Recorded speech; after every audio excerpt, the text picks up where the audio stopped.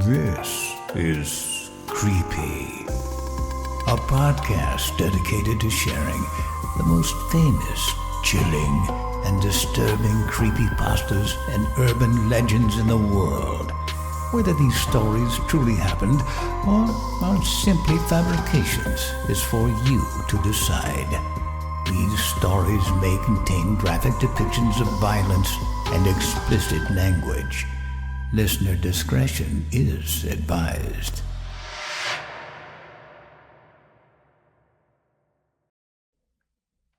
Creepy presents Season of Sorrow, written by Deutch. There are things out there in the world that feed on human sadness and regret. When those things feast upon someone's grief, they take ownership of that person's soul. They wander the earth and gather the souls of the damned for their own wicked ends. Certain times of the year, those collectors of souls wield more power and gorge more than ever themselves on human misery. It's right around Christmas they seem to be the strongest. You see, for many people, the holiday season can be a very difficult time. Feelings of loneliness weigh heavy on the hearts of some, while others are haunted by the thoughts of their perceived failures as they try to look back on all they've accomplished throughout the year. Tom was one of those warriors who continually battled the seasonal anguish. One year it almost claimed him. Tom's was a soul drinking from a cocktail of loneliness and regret, with a splash of failure and, of course, some bourbon. Tom was working the midnight shift at the pump-and-go gas station at the edge of town that Christmas Eve. He stared despondently out the window towards the long stretch of empty highway that ran along the front of the gas station, and a light snow began to fall. The overhead lights flickered at random. Tom's eyes were bloodshot and gin blossoms brightened the tip of his nose. His shirt was stained and wrinkled. Tom sat with his feet up on the counter, reclining in his chair, listening to voicemails on his cell phone. Thomas, this is an urgent business matter, snapped the voice of a bill collector before Tom angrily skipped past. Tom, it's Steven. Look, man, you're 30 days late with the rent again. If you don't have it in the morning, you've got to go. I hope you understand, it's just business, said Tom's roommate Steven reluctantly. Once again, Tom furiously mashed the next button on the screen and skipped to the subsequent message. Tom's agent, or former agent I guess, was the next to pile on his usual condescending slickster tone with, Yo, Tommy buddy, Chip here. Hey, I got the demo over to some of my friends of mine at the label. They dig it, but said that after that meltdown you had at the Albuquerque show, you're just too much of a liability. Sorry, buddy. I don't know. Maybe get your shit together, huh? If not, it might be time to hang it up. Anyway, call me back, buddy. Tom's mood danced between furious and utterly heartbroken. He pulled up an MP3 file of this latest demo and begrudgingly pressed play.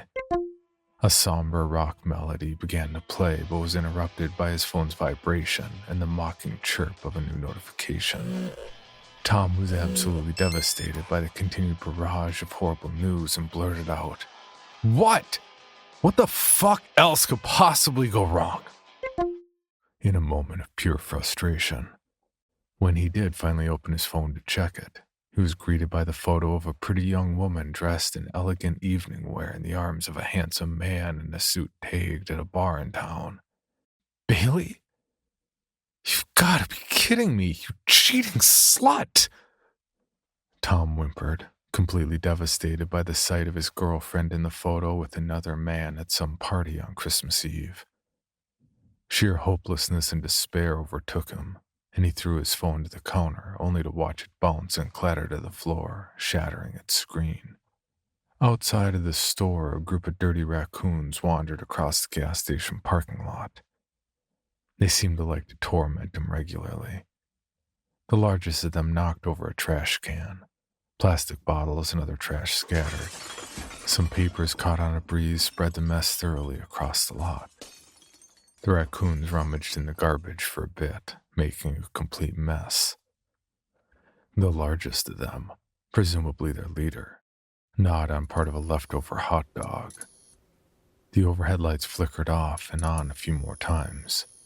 Snow began to fall in sticky, thick, wet clumps that stuck to the beast's fur. Tom noticed the raccoons in the trash through the front window and sprang into action.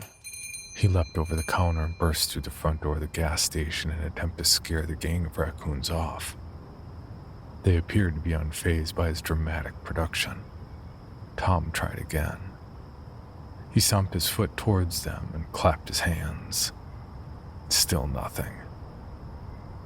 When Tom took a few more loud steps towards them, the large one only glanced in Tom's direction for a moment before returning to his snack. Tom decided then that he'd had enough of that nonsense. He pulled out a small bottle of whiskey from his pocket. The leader of the raccoon gang took notice and eyed Tom cautiously before giving a snarl and short hiss. Tom downed the last swallow of the bitter brown liquid in the bottle before heaving it in their direction. The hard plastic bottle clanked and rattled as it bounced towards the raccoons on the pavement. It bounced once more and glanced off the smallest in the gang, and they scattered into the darkness. "Fucking trash pandas," Tom exclaimed, a triumphant smirk stretching across his face at the idea that perhaps things might still be all right after all. He lit up a smoke and stared out at the night. A single car drove by without slowing down, and the glow of its taillights slowly faded into the night. Tom was alone with his thoughts again. He turned to walk back into the store, but tripped over his crappy old rusted-out bicycle that had been leaning against the wall by the front doors. In a fit of profanity-laced frustration, he grabbed the bike and flung it across the lot. It came to rest in the bushes near the edge of the gas station's property. Not a bad distance, Tom thought to himself. I could be an Olympian yet, Tom declared with a chuckle before returning inside. Once inside, he shuddered and quickly rubbed his arms in an attempt to warm himself after his trip into the biting cold of the night. Tom walked over and grabbed a soda from the cooler and a bag of chips from a display just left of the cooler. He tossed the chips on the counter and took his place back on the pump-and-go throne behind the register. Tom grabbed a small duct-taped remote from under the counter and flipped on the crummy little black and white TV that sat next to the register. It suddenly began to flip through the channels all on its own, getting faster and faster. Bursts of images and static flipped until sparks flew from the back. The screen went dark and tendrils of smoke rose from the set. Tom recoiled in shock. The clock on the wall read 2:30 a.m. "Last call," Tom announced to himself through his crooked grin.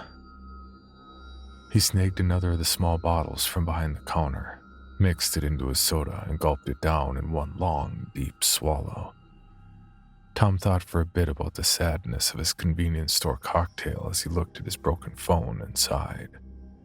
Thoughts of all that had been going on in his life played on an endless loop in his mind, eventually landing on repeats of his failures and how everything had gone so wrong.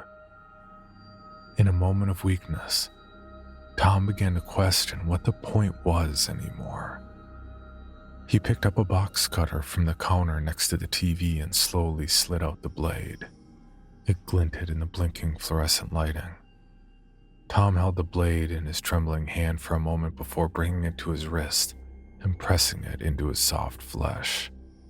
A diminutive trickle of blood ran down his arm. He watched as the flow of blood increased and made a trail down his forearm to his elbow. A few droplets fell to the floor. Tom moved his arm and let a few more drops splatter to the ground, making a crude, smiley face. The door chime rang, and Tom dropped the blade. Awkwardly, Tom turned to greet the customer in a mix of embarrassment and frustration at being interrupted at the most painful private moment in his life. A stranger in a fine tailored black suit, wearing sunglasses, and dark black hair slicked back, stood in the doorway. Tom thought it odd that the man was wearing sunglasses in a snowstorm at night, but offered a weak greeting. "Good evening, dude. Merry Christmas. How can I help you?" he said weakly. The stranger stood motionless just inside the doorway. The door chime rang again. This time it was different, though. It rang slowly, and the pitch was stretched out in a long, eerie moan.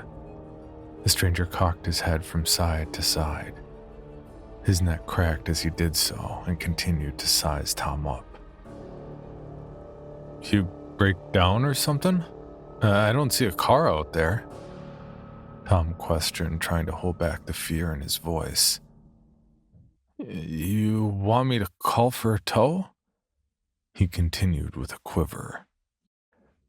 Somehow, maybe while Tom blinked, the stranger had made his way to the counter just in front of Tom.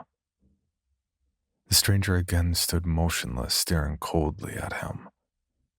Tom snatched his cell phone from the counter and frantically began to try and dial for help before remembering that he had shattered his phone earlier that night. "Don't worry, Tom. I am just here to show you," the stranger hissed in a deep and distorted whisper. His lips did not move and were pressed tightly in a neat line. Tom dropped the phone in a panic and tried to back away, only to slam into the wall display behind him, sending various merchandise crashing to the floor. The stranger remained unfazed, calm, and still. "Show me what?" Tom questioned. "How do you know my name? Who are you?" he continued in a shaky voice. "Is this what you want to do with your life, Tom?" The stranger mocked in response, completely ignoring Tom's pleas for answers. The stranger stood silently, awaiting Tom's reply. "You need to leave, like, right fucking now, man. I have a gun!" Tom barked, feigning authority but still lacking any sort of confidence to back it up. The stranger gleamed an evil smile, exposing a mouth full of decaying pointed teeth that shook Tom to his core. No, you do not, Tom. If you did, you would have already used it," the stranger countered knowingly. Tom's back was firmly pressed against the wall as if he were trying to push right through it to escape. The stranger dipped his head and removed his sunglasses to reveal eyes as black as night. There was no glimmer in the stranger's eyes. They seemed to almost absorb all light rather than allow for any glint of reflection. Tom's eyes went wide with terror as the stranger continued. "Tell me, Tom, is this what you wanted to do with your life?" the stranger hissed. Tom and the stranger locked eyes. The music that was playing on the shitty clock radio behind the counter began to whiz by and fast forward. Songs and commercials sped by in one tangled string of melody, static, and haunting, twisted voices. Still images of Tom's failures began to play in his mind, flipping by like the faded frames of an old home movie. Pictures of Tom on stage in front of a massive cheering crowd were followed by the spectacle of Tom in a drunken stupor beating a fan on stage. Tom seemed to laugh maniacally as he beat the man before pouring liquor on him as he lay beaten and bleeding on the stage. That scene faded and gave way to one of a hotel room that had been destroyed, eventually settling in on Tom passed out in a pool of his own vomit on the hotel room floor. Next, the stranger showed him the scene of a horrific accident. Tom was slumped, passed out, drunk with barely a scratch behind the wheel of his car. The banged-up body of his drummer, Chris, was visible to him through the broken windshield as he lay with a vacant look in his eyes, unmoving on the pavement in front of the wrecked car. "Is this who you wanted to be?" The stranger asked tauntingly before continuing. What happened, Tom? I can free you. No more pain, Tom. No more failure. The whistling of a familiar, slow, sad melody could be heard softly as the stranger spoke. Finish what you started with that blade, Tom. The stranger challenged. Tom's eyes rolled back into his head and he collapsed in a heap on the floor behind the counter. Moments later, Tom awoke shaken and confused. He figured he must have nodded off and fell out of his chair, but he was glad to have been pulled from that horrible nightmare. Tom cracked another bottle of cheap whiskey. He shook his head and tried to gather himself for a moment before downing another of the tiny bottles. Tom tried to get his mind off the whole ordeal and pulled a dirty magazine from the rack behind the counter. He carefully removed it from its plastic with the tender touch and grace of someone examining a priceless artifact.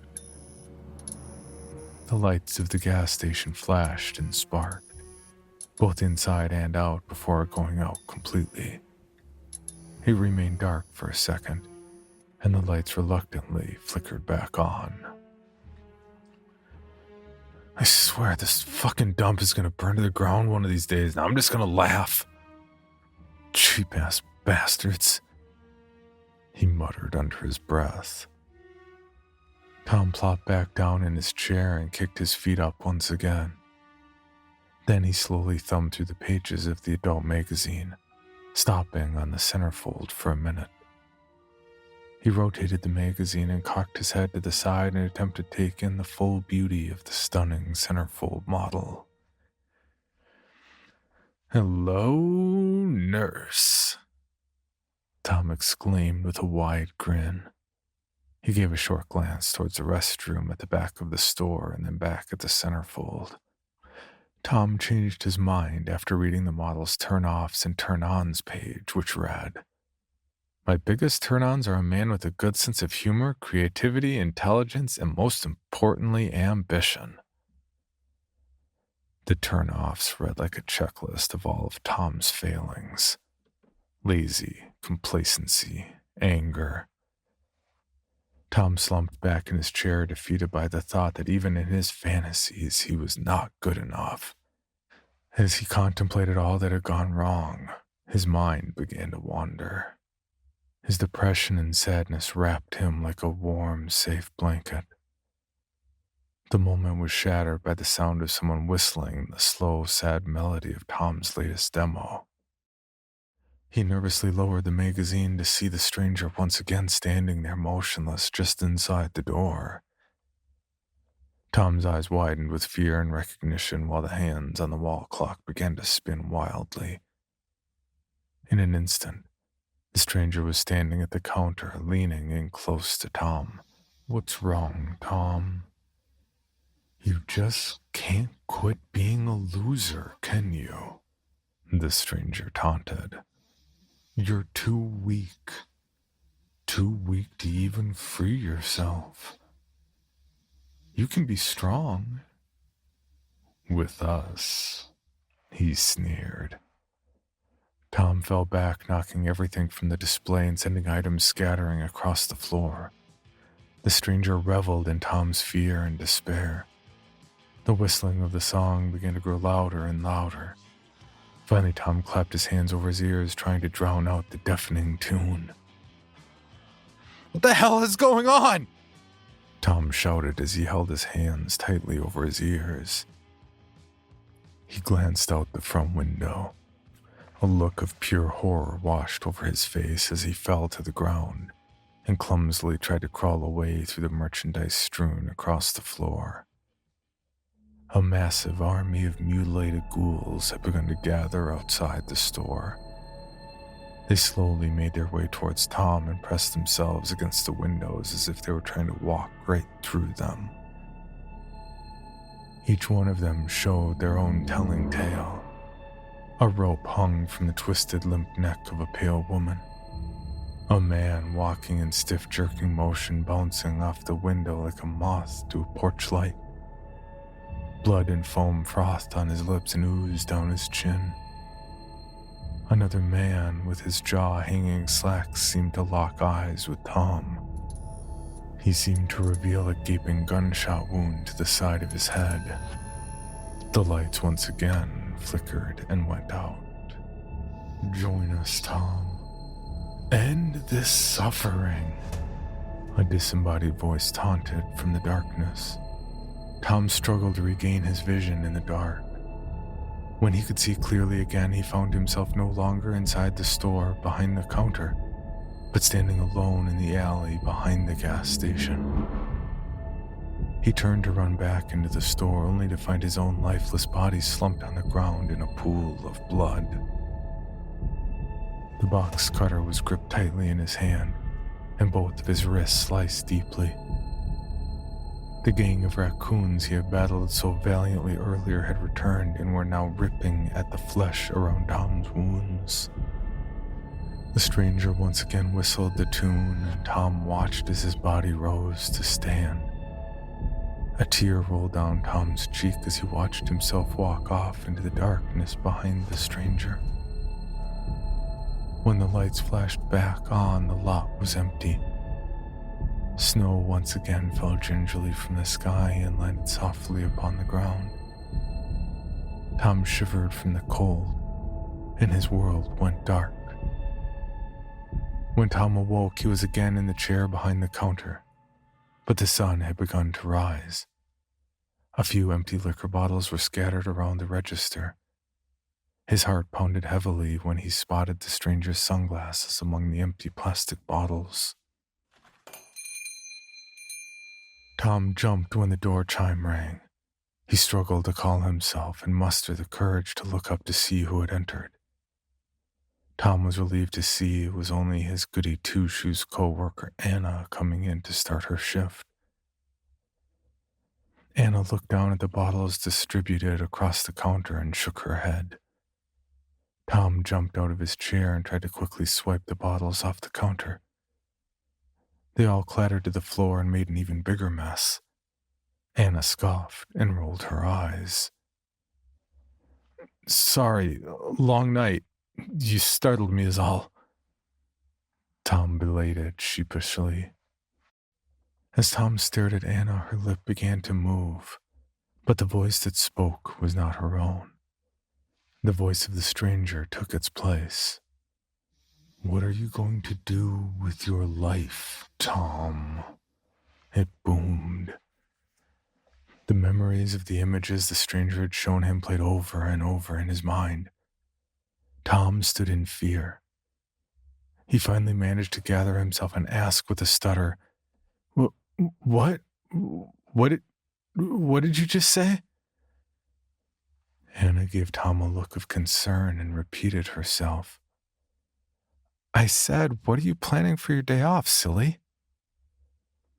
Tom, still troubled and confused, stood and brushed himself off before responding.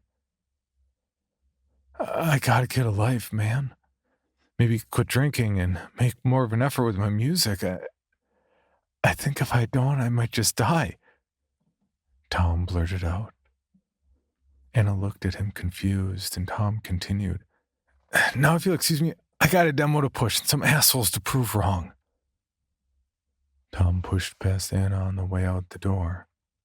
She noticed the sunglasses still laying on the counter and called out after him. "Tom, wait! Your sunglasses!" "Keep 'em," Tom replied while walking briskly to his bike, still laying in the bush on the edge of the lot where he had thrown it earlier. He clumsily mounted the rusted junk heap and shakily began to pedal off. The chain broke, and the bike seized up. Tom nearly fell as he hopped off the bike. He dropped that damn bike right where he was and smiled before turning and continuing to walk jollily along the highway towards town. He jammed his hands into his jacket pockets to warm them and felt the sting of a paper cut. Tom slowly retrieved the offending item. It was a business card for an A&R rep with a major label. On the back, in scribbled handwriting, it read, "Call me." A wide smile stretched across Tom's face. In the other direction, the stranger walked along the highway whistling his slow, sad song. His army of damned followed behind him. Tom turned to look back and reflect on the enormity of it all. The highway was empty. The stranger and his army had vanished. A year later, Tom returned to the Pump and Go. His shitty rusted bike had been replaced by a beautiful custom Harley. A scantily clad woman was perched on the back with her arms wrapped around Tom's waist. As he climbed off the bike and removed his helmet, he appeared changed. He was a happier and more confident man. It was the sort of confidence and swagger that comes with success. The woman on the back? Well, I shit you not. She was none other than the centerfold from the magazine. "Hey babe, could you get me some gum?" She called out as Tom walked towards the door. "You got it, babe," Tom replied with a smile and headed inside. He grabbed a pack of gum from the display on the counter and slapped it down. "Just this and 15 on pump 2, he chirped. "Tom? Is that you?" the woman behind the counter inquired. Tom looked up to see his cheating ex-girlfriend, no longer the vision of beauty she had been just a year ago. She stood wary and disheveled behind the counter with a forced smile plastered on her face. "No, I'm sorry. I think you got the wrong guy." "Bailey," Tom replied with a twisted smile as he headed back to his new life. The stranger stood at the edge of the lot and stared in at Bailey. A wicked and unnatural grin cracked across his face before he pursed his lips together and once again whistled his slow, sad tune. A tear rolled down Bailey's cheek as she stared out the window and then glanced down at the box cutter next to the register.